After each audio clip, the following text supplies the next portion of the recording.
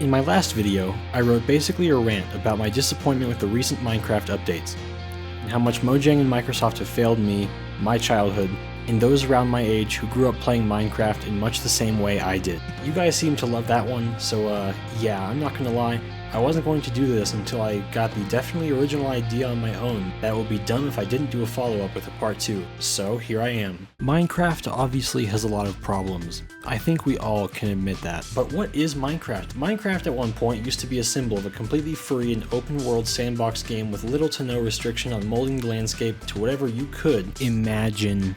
Chat reporting cracks down on this freedom. No longer are we the players able to do what we want, write what we want, whether in a book, chat, or on a sign. I know this isn't exactly in Java yet, but don't hesitate for a second. They will censor signs, chat, and books too, don't you worry. We lose this initial freedom that was promised in the trailer, the very trailer you still use 10 years later. Come on. For me and many people around my age, Minecraft was our childhood, our adolescence, though to me more childhood because I grew away from it toward a different game, but we'll talk about that in a different video. We're disappointed seeing a game we grew up with turn on us and call us the bad guys for wanting to have fun, not wanting to be restricted, just for wanting to be able to do whatever we want in a game where infinite replayability and freedom is ingrained into the very system. We're disappointed at the fact they continue to lie about promised features, how the moderation system will work, and the fact that an entire snapshot is dedicated to fixing bugs related to that very feature is not so reassuring. We're disappointed a product we paid for is being constrained and we're being told how to play it, what to do and not do with it, even after buying. We're disappointed at the false bans that people have already and will inevitably receive because of this. Big companies are always bad with this kind of thing. We're disappointed at the fact that all of this is just unnecessary. In the last video, I made the cold take about this not being needed, and the fact that I shouldn't have my every move monitored by the all-seeing eye of Microsoft, especially because you have to pay to host a private server, never mind the fact there was a plugin for global banning years ago and it was abused to absolute hell. I ranted about how Mojang lacks originality, how they steal ideas when they actually decide to release an update with real content that people want. And I think the saddest part about being whipped into politically correct shape by Microsoft is that Mojang has cut all ties with Notch and C418, or in other words, every original hand who helped to create the game besides Jeb and Dinnerbone is gone. And if they aren't, I have to ask, when will they admit to dying inside, seeing the fans of a game they passionately created turn on them? No, rather, seeing the team being controlled turning on the community, and seeing legitimate reaction and disappointments. There was a graphic I saw a couple years ago where it described the stages of different things, and one of them is how, from stage 4 compared to stage 1, almost nothing is the same as it was in stage 1. Minecraft would be in that stage 4. Compared to how it was 10 years ago, it looks, feels, plays, and is ran by a team entirely different. Quite simply, to fix most of the main problems with Minecraft, we have to start at the source.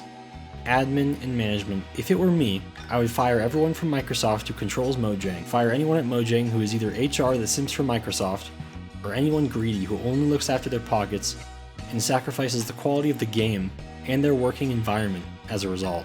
Then I suppose we actually have to release updates that are wanted by the community. I would first stop splitting updates into multiple sections. This includes the Caves and Cliffs update, the Wild update. I would make all of this into one update. I would then roll back the chat moderation system. Minecraft is already the most popular game in the world ever created. Release a parental control feature with a password that the parent sets on all platforms. That way if a kid is playing, they can't take the controls off and will please the parents. Is the money generated by Minecraft already not enough? Get off the high horse, Mojang.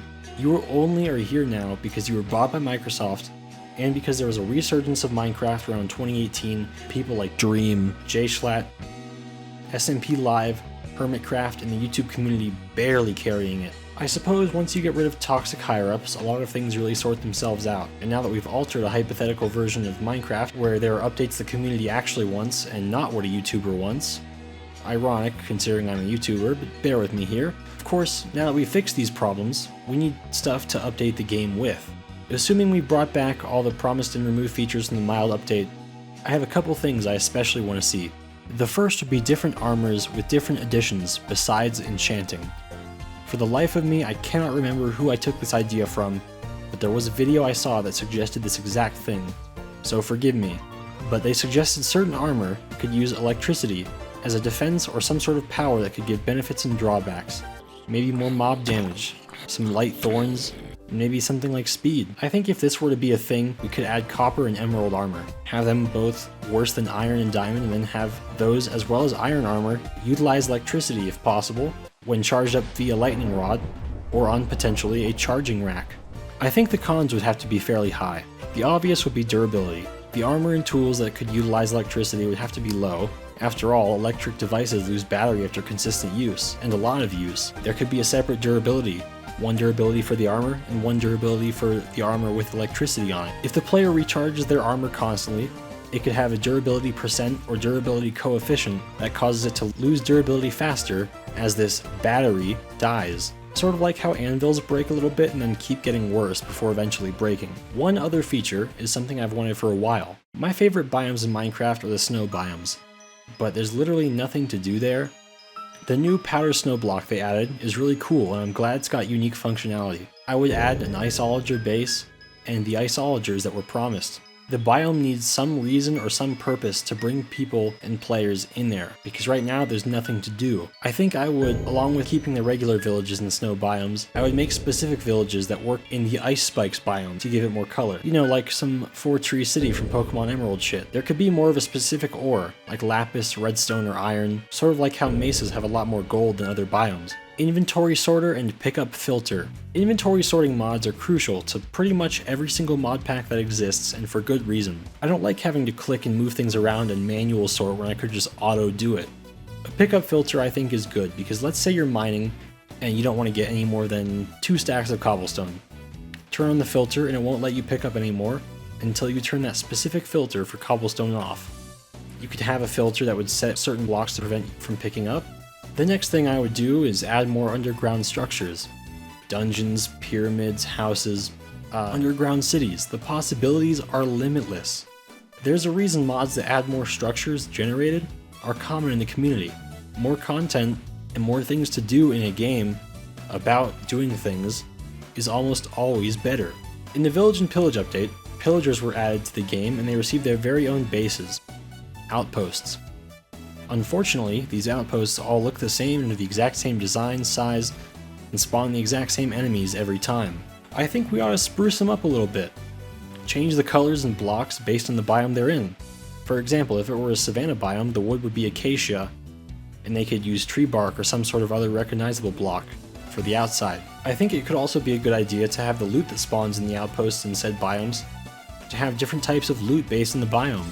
For example, some outposts have coal and wheat, but I think they could maybe have snow or ice for a snow biome, maybe berries and spruce wood for a taiga or a spruce forest, maybe honey or flowers for a flower forest, or a brand new revamped birch forest. And last but not least, I will never forgive Mojang for not adding this one.